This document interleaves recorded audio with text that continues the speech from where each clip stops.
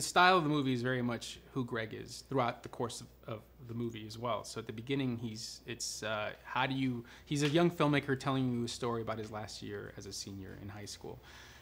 Hated high school, so it's a battleground, and you kind of shoot it that way. You shoot it like an institution. Shenley High School, with this 1916 neoclassical building with 22-foot ceilings, it really felt like a prison. So you shoot it like that and exaggerate that sequence and make it really an assault and really terrifying, and also use a lot of wide lenses and a lot of movement and energy, and it's so wide that it's even sometimes hard to find him in the frame. That's exactly who he wants to be: invisible and just get the hell out. And then once he meets Rachel and that relationship starts to change him, and he learns to pay attention, the movie also learns to be quiet for a while and be still, and it kind of follows his path.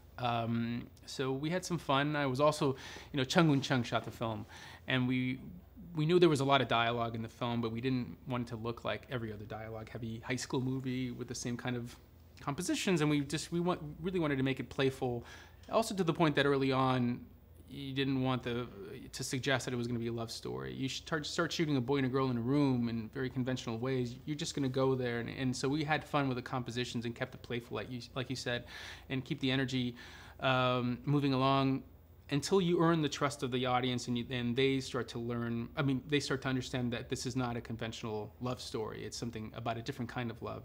And then you earn the right to be alone, and then you earn the right to be still for a while and just stay on their performances.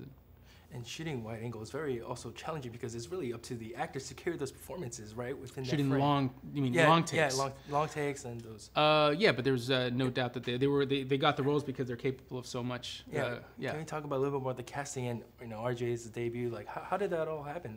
Well, Thomas and Olivia auditioned for many months. Olivia was the first to be cast.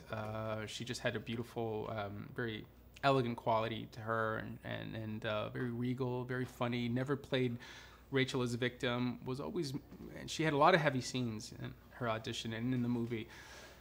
They were never saccharine. They were never melodramatic. That was key. So when she was cast, then you have to find the right Greg for her, and they need to have the right chemistry. So it's not sexual. It's not a love story.